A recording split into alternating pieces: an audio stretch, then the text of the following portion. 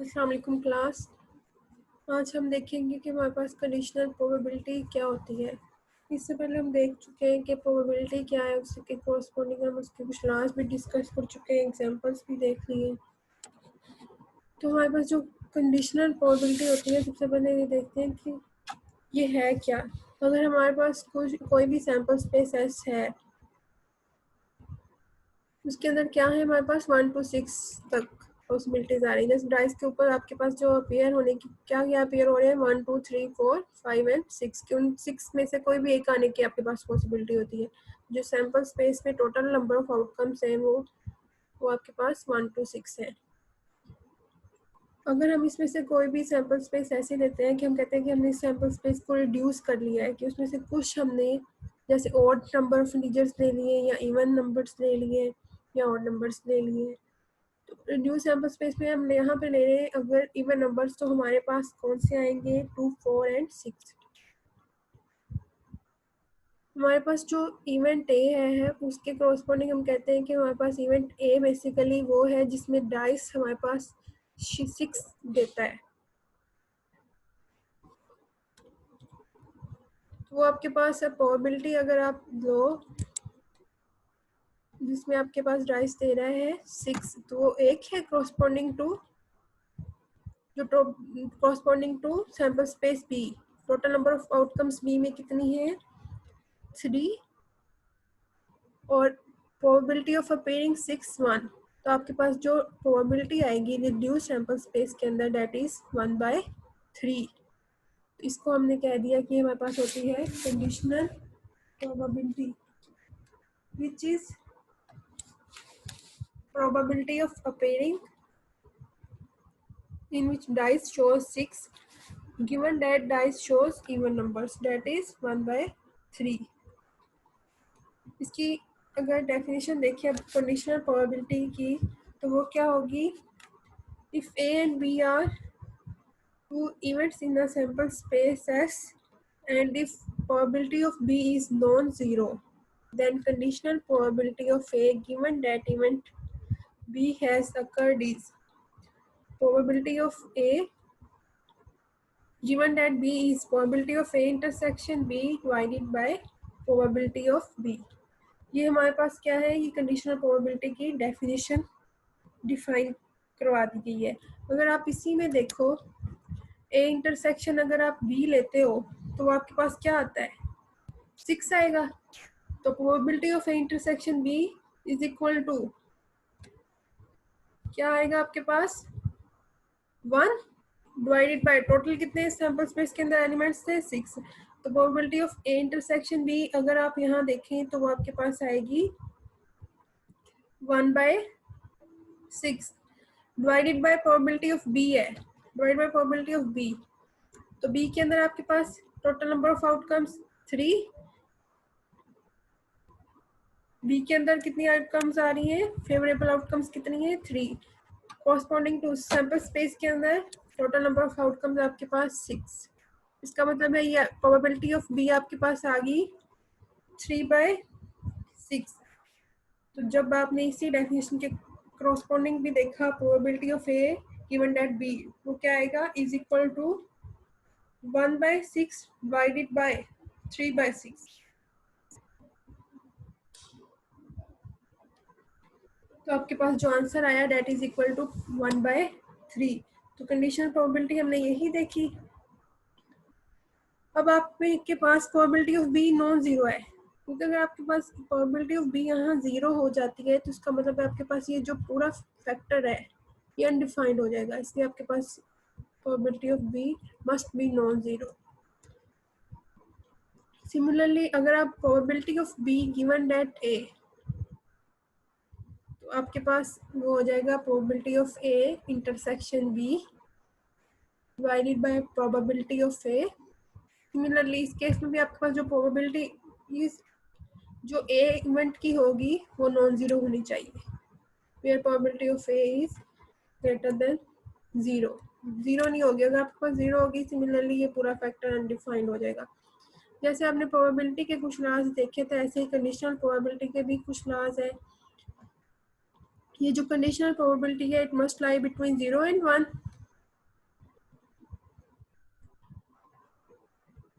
Second exam इसका ये है कि अगर आपके पास जो है आप ले रहे हो probability of S given that B for sample space corresponding to reduce sample space B given that B. तो अब आप जब इसका probability of A given that B लेते हो तो आपके पास होता है probability of A intersection B. यहाँ पर क्या होगा, probability of S intersection B. तो अब आपके पास एस इंटरसेक्शन बी, अब जो बी है वो smaller smaller reduce sample space है, ये एक आपके पास बिगर सैंपल स्पेस है। जब आप एक बिगर और एक स्मॉलर सैंपल स्पेस का इंटरसेक्शन ले रहे हो जो उसी के अंदर ऑक्यूपाई कर रही है, तो आपके पास यही वाली सैंपल स्पेस बी आ जाएगी। उसका मतलब है यहाँ पे बेसिकली प्रोबेबिलिटी ऑफ बी, तो probability of B divided by probability of B जो आपके पास होगा दैट इज 1। इसका जो थर्ड एक्सियम है इसमें अगर आप देखें तो probability of A1 union A2 given that probability of B. तो आपके पास ये है probability of A1 given that B plus probability of A2 given that B। ये एग्जैक्टली उसी पैटर्न पे जब आपके पास A1 और A2 कोई भी दो म्यूचुअली एक्सक्लूसिव इवेंट्स होते हैं तो आप probability of A union B लेते हो, तो that is equal to probability of A plus probability of B। अब यहाँ पे हमारे पास गिवन डेट क्या आ गया, तो ये ऊपर आपके पास वही क्राइटेरिया रहा और प्रोबेबिलिटी ऑफ A1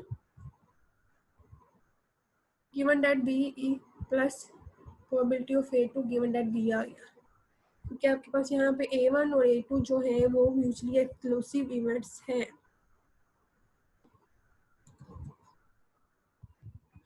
नेक्स्ट हम कंडीशनल प्रोबेबिलिटी से रिलेटेड एग्जांपल देखते हैं। Two coins are tossed, what is possibility that two heads result given that at least one head. अब इसमें आपके पास जो रिड्यूस सैंपल स्पेस है उसके अंदर गिवन दैट वन हेड, कि आपके पास एक ही हेड आ रहा हो। प्रोबेबिलिटी क्या निकालनी है, टू हेड्स की। तो हमने एक सैंपल स्पेस के अंदर देखा टू कॉइन्स क्रॉस कर रहे हैं तो हमारे पास ये 4 आउटकम्स आ सकती हैं, head head, head tail, tail head and tail tail. To let A represent the event that two heads appear and B the event that there is at least one head। हमने A को ले लिया जो हमें कहा गया था कि निकाले probability that two heads appear, and B be the event that at least ये जो गिवन दैट के corresponding at least one head appear।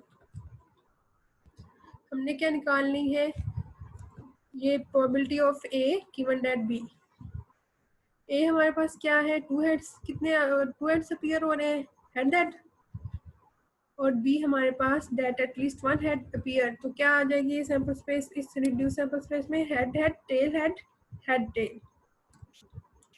A intersection B देखें तो हमारे पास क्या आ गया, head head. Probability of A क्या होगी, प्रोबेबिलिटी ऑफ ए हमारे पास होगी favourable outcomes 1 divided by total outcomes कितनी है सैंपल स्पेस में 4, तो ये आपके पास 1/4 आ गया। सिमिलरली अब आपने जिसके कॉरस्पॉन्डिंग ये निकालनी है प्रोबेबिलिटी ऑफ बी कितनी है, 3 सैंपल स्पेस में 4।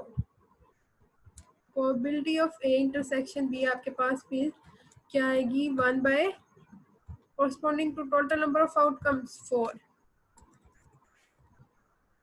तो अब आप अकॉर्डिंग टू डेफिनेशन अगर देखो तो आपके पास probability of A intersection B divided by probability of B 1/4 divided by 3/4 is equal to 1/3। तो अपने यही निकालना था कि हमारी प्रोबेबिलिटी निकालनी थी टू हेड्स की गिवन डेट वन हेड। तो अगर आपको इसको डायरेक्ट भी देखो तो आपको यही पता चलेगा कि probability of appearing one head corresponding to probability of appearing two head, given that probability of appearing at least one head, तो ये क्या आएगी 1/3। तो आपके पास यही इसकी डेफिनेशन के मुताबिक यही आ गया। नेक्स्ट हम देखते हैं मल्टीप्लिकेशन रूल। मल्टीप्लिकेशन रूल हमें कहता है अगर if A and B are two events defined in a sample space, अगर आपके पास ए और बी कोई भी दो इवेंट्स हैं जो किसी सैम्पल स्पेस के अंदर डिफाइंड है, तो जो आपके पास प्रोबेबिलिटी है ए इंटरसेक्शन बी की, that is equal to, पे पता है कि जो probability of b given that a, that is equal to probability of a intersection b divided by probability of a होता है, where b probability of a is non zero. तो multiplication rule जो है उसमें ये किया हुआ है कि जो आपके पास यहाँ डिवाइड प्रोबेबिलिटी ऑफ ए होता है, that is multiply on the right side, तो उसको हमने राइट साइड पे मल्टीप्लाई कर दिया, तो आपके पास ये एक मल्टीप्लिकेशन रूल बन गया है. हमें पता है कि probability of conditional probability of B given that A has occurred, वो हमारे पास क्या होती है, probability of A intersection B divided by probability of A, where probability of A is non zero. Similarly इसी से हमने जो निकाल लिया वो probability of A intersection B is equal to probability of B given that A, और इधर जाके मल्टीप्लाई. सिमिलरली हमारे पास होता है probability of A given that B. अब इसमें हमारे पास जो डिवाइड में probability of B, where numerator में हमारे पास क्या आ गया, probability of A intersection B, where probability of B must be non zero. तो ये उधर जाके हमारे पास मल्टीप्लाई हो जाएगा, तो आपके पास probability of A intersection B क्या आ जाएगा, ये. तो अगर आप इन दोनों को कंपेयर करो तो आपके पास ये जो चीज़ें राइट साइड पे अपीयर हो रही है वो भी इक्वल हो जाएंगी. यही हमने प्रूव करना था कि मल्टीप्लिकेशन रूल के probability of A intersection B इस चीज़ के इक्वल हो जाता है. तो सिंपल जो डेफिनेशन है कंडीशनल प्रोबेबिलिटी की, उसमें से जो टर्म डिनोमिनेटर में आ रही है वो दूसरी तरफ जाके मल्टीप्लाई हो जाती है. यही हमारे पास मल्टीप्लिकेशन रूल है. नेक्स्ट इससे रिलेटेड एक कॉर्नरी हमारे पास है कि अगर हमारे पास तीन प्रोबेबिलिटीज के intersection, probability of A intersection B intersection C, वो किसके इक्वल आ जाएगा, probability of A multiply probability of B given that A probability of C given that A intersection B. तो हमने क्या किया जी, probability of A intersection B intersection C को डिवाइड कर लिया कि हमारे पास दो प्रोबेबिलिटीज अकर हो रही है. उसके लिए हमने कंसीडर कर लिया कि जो आपके पास ए इंटरसेक्शन बी है that is equal to D. तो आपके पास जो probability of D intersection C आएगी वो होगी probability of D multiply probability of C given that D. अब ये जो डी हमने कंसीडर किया था इसकी वैल्यू सब्स्टिट्यूट कर दी, तो probability of intersection B multiply probability of C given that probability of A intersection B. Probability of A intersection B ऊपर अभी हम रूल देख के आएंगे, हमारे पास किसके इक्वल आ जाएगी, probability of A multiply probability of B given that A और multiply probability of C given that A intersection B. तो ये हमारे पास ऑलरेडी प्रूव होगी. नेक्स्ट हमने देखना है कि हमारे पास डिपेंडेंट और इंडिपेंडेंट इवेंट्स क्या होते हैं. तो कोई भी दो इवेंट्स किसी भी सैम्पल स्पेस के अंदर, दो इवेंट्स ए और बी को हम कह देते हैं कि वो हमारे पास इंडिपेंडेंट है अगर हमारे पास जो एक इवेंट आ रहा है वो अफेक्ट ना हो किसी दूसरे इवेंट की वजह से. क्या है, two events A and B in a sample space are defined to be independent if the probability that one event occurs is not affected by the other event. इसका मतलब क्या हो गया, हमारे पास probability of A given that B is equal to probability of A similar and probability of B given that A is equal to probability of A given that B हमारे पास किसके equal होता है, probability of A intersection B divided by probability of B. तो इससे इसका मतलब है जो हमारे पास यहाँ पर probability of A intersection B आ रही है वो क्या होगी, probability of A multiply probability of B. इसका मतलब है हम जब कहते हैं कि हमारे पास दो इवेंट्स इंडिपेंडेंट हैं तो वो इंडिपेंडेंट होंगे कब, जब probability of A intersection B equal हो probability of A multiply probability of B. फिर आप इसको probability of A given that B के अंदर जब सब्स्टिट्यूट करते हो probability of A multiply probability of B, तो probability of B nominator denominator में कैंसिल हो जाता है, तो आपके पास जब probability of A given that B बराबर आ जाता है प्रोबेबिलिटी ऑफ ए के and probability of B given that A equal to probability of B के। तो ये सेम ही डेफिनेशन है जिसको दो वे से डिस्क्राइब किया हुआ है। अगर हमारे पास 3 इवेंट्स हों तो उनको हम कब कहेंगे कि वो इंडिपेंडेंट है। 2 इवेंट्स इंडिपेंडेंट है जब प्रोबेबिलिटी उनकी ए इंटरसेक्शन बी की आ रही है, probability of A and probability of B. 3 events are dependent, इसके लिए हमारे पास कंडीशन है, फर्स्ट कंडीशन है अगर वो पेयर वाइज इंडिपेंडेंट हो। 3 events A B and C are mutually independent if and only if they are pairwise independent, means P intersection B is equal to this, PA intersection C is equal to this, and PA intersection PB intersection C is equal to this। अगर वो pairwise independent हो, और second हमारे पास क्या है, अगर वो म्यूचुअली इंडिपेंडेंट भी हो, तो ये क्या होंगे, probability of A intersection B intersection C हमारे पास ये आए, और हमारे पास पेयर वाइज इनमें ये आए, तो इसका मतलब है वो जो 3 इवेंट्स हैं दैट आर हमारे पास म्यूचुअली इंडिपेंडेंट।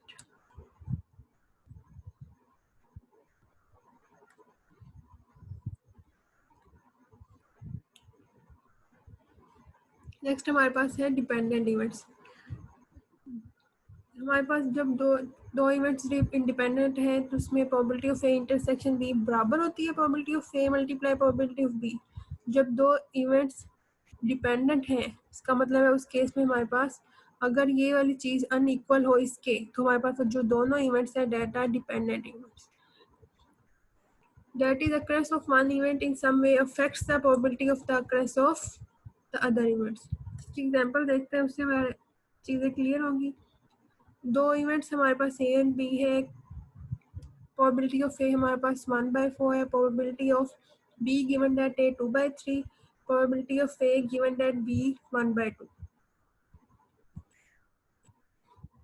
हमने देखना है कि क्या प्रोबेबिलिटी ए एंड बी हमारे पास इंडिपेंडेंट इवेंट्स हैं। एक ये देखना है ए एंड बी हमारे पास म्यूचुअली एक्सक्लूसिव है।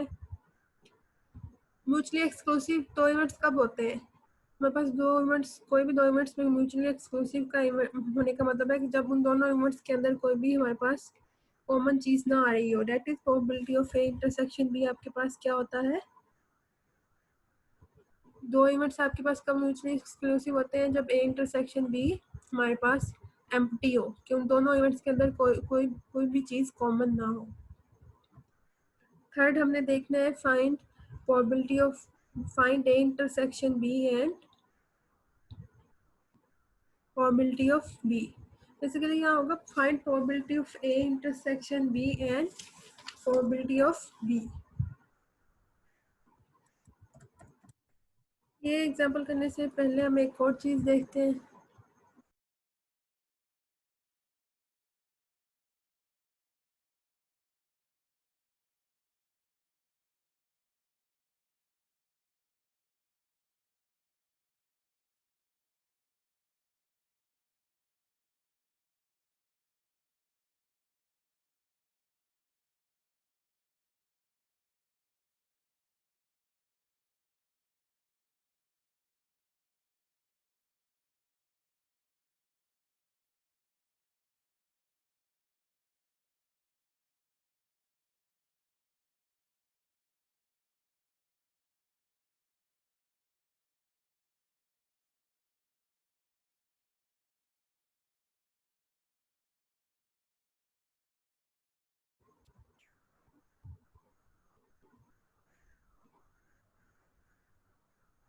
नोट हम देखते हैं, 2 mutually exclusive events A and B, वो हमारे पास इंडिपेंडेंट है if and only if probability of A intersection B is equal to 0। 2 events mutually exclusive होने का मतलब यही होता है कि हमारे पास जो ए इंटरसेक्शन बी है डेट इज एम्प्टी। तो दो म्यूचुअली एक्सक्लूसिव इवेंट्स इंडिपेंडेंट होंगे अगर हमारे पास probability of A intersection B हमारे पास क्या होगा, 0 होगा। इसका मतलब है probability of A multiply probability of B 0, which means probability of A 0 और प्रोबेबिलिटी ऑफ बी 0। इससे हमें ये पता चलता है कि जो हमारे पास कंडीशनल प्रोबेबिलिटी है वो क्या इम्प्लाई कर देगी, probability of A given that B, वो हमारे पास क्या आ रही थी, प्रोबेबिलिटी ऑफ ए आ रही थी जब हमारे पास इवेंट्स इंडिपेंडेंट होते थे। तो इवेंट्स इंडिपेंडेंट है तो प्रोबेबिलिटी ऑफ ए, इसका मतलब है ये 0 है हमारे पास या फिर हमारे पास ये 0 है, लेकिन हमारे पास प्रोबेबिलिटी ऑफ ए और प्रोबेबिलिटी ऑफ बी जो है वो नॉन ज़ीरो होती है। क्योंकि अगर ये दोनों नॉन ज़ीरो होती है, इसका मतलब जब ये नॉन ज़ीरो होती है तो हमारे पास लाजमी कोई ना कोई जो सैम्पल पॉइंट्स हैं वो हमारे पास कॉमन होगा। इसका मतलब है कि जब जो हमारे पास दो इंडिपेंडेंट इवेंट्स होंगे वो कभी भी म्यूचुअली एक्सक्लूसिव नहीं हो सकते, क्योंकि अगर वो म्यूचुअली एक्सक्लूसिव होंगे तो उससे हमें ये बात पता चलती है कि या प्रोबेबिलिटी ऑफ ए 0 है या प्रोबेबिलिटी ऑफ बी 0 है, जबकि ये हमारे पास नॉन ज़ीरो होती है। और जब ये नॉन ज़ीरो होती है इसका मतलब है उनके दरमियान कोई ना कोई सैम्पल पॉइंट कॉमन आ रहा है, जबकि म्यूचुअली एक्सक्लूसिव इवेंट्स के अंदर हमारे पास कोई भी सैम्पल पॉइंट कॉमन नहीं होता। तो इससे ये बात पता चलती है कि दो independent events can never be mutually exclusive. अब जो हम एग्जांपल देख रहे थे उनमें सबसे पहले पार्ट में हमने बताना था कि हमारे पास ए और बी क्या इंडिपेंडेंट इवेंट्स हैं। तो ए और बी इंडिपेंडेंट इवेंट्स, तो अगर ए और बी इंडिपेंडेंट इवेंट्स हो तो इसका मतलब है probability of A given that B बराबर है प्रोबेबिलिटी ऑफ ए के, जबकि हमारे पास प्रोबेबिलिटी ऑफ ए क्या है 1/4 और probability of A given that B क्या है 1/2। तो इससे पता चलता है कि probability of A given that B is not equal to probability of A, which means जो ए और बी है वो इंडिपेंडेंट इवेंट्स नहीं है। सेकेंड पार्ट में हमने ये बताना है कि क्या हमारे पास ए और बी म्यूचुअली एक्सक्लूसिव इवेंट्स हैं। तो ये हमारे पास ए और बी, हमें पता है अगर हमारे पास ए और बी म्यूचुअली एक्सक्लूसिव इवेंट्स हो तो इसका मतलब है probability of A given that B हमारे पास 0 है, लेकिन यहाँ पे probability of A given that B non zero आ रही है, इसका मतलब है ये म्यूचुअली एक्सक्लूसिव नहीं है। थर्ड पार्ट में हमने निकालना है probability of A intersection B. Probability of A intersection B हमें पता है probability of A multiply probability of B given that A होती है, इसकी वैल्यू सब्स्टिट्यूट कर दी है तो आपके पास ये आंसर आ गया। थर्ड हमने प्रोबेबिलिटी ऑफ बी भी निकालना है थर्ड पार्ट में, तो हमें पता है probability of A intersection B is equal to this and probability of A intersection B is also equal to probability of A multiply probability of B given that A. तो ये दोनों आपस में इक्वल आ गई, यहाँ से probability of B is equal to probability of A probability of B given that A divide by this. तो ये वैल्यू सब्स्टिट्यूट की तो हमारे पास प्रोबेबिलिटी ऑफ बी की वैल्यू भी आ गई।